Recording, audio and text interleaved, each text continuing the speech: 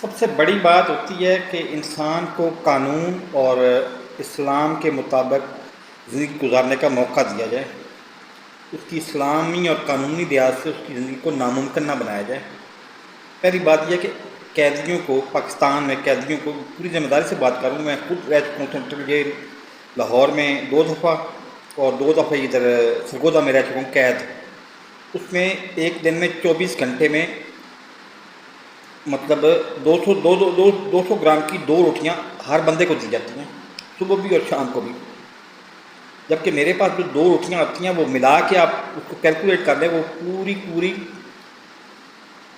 2 روٹیاں پوری 100 گرام بنتی ہیں۔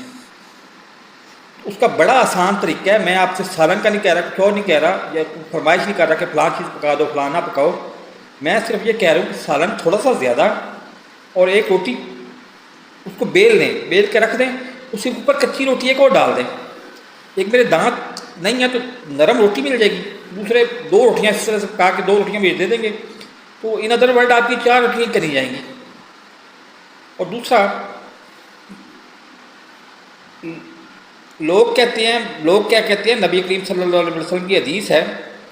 کہ اگر آپ کی باتیں کرتے ہوئے، آپ کھانا کھاتے ہوئے آپ کی مونچھوں کی بال جو ہے منہ میں چلے جائیں تو کھانا مکروہ ہو جاتا ہے۔ اب مونچھوں کے بال تو اپنی جگہ پہ رہ گئے، ختم ہو گئے،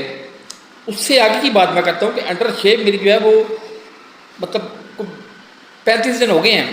5 دن بعد انڈر شیپ بھی کرنا اور انڈر شیپ کیے بغیر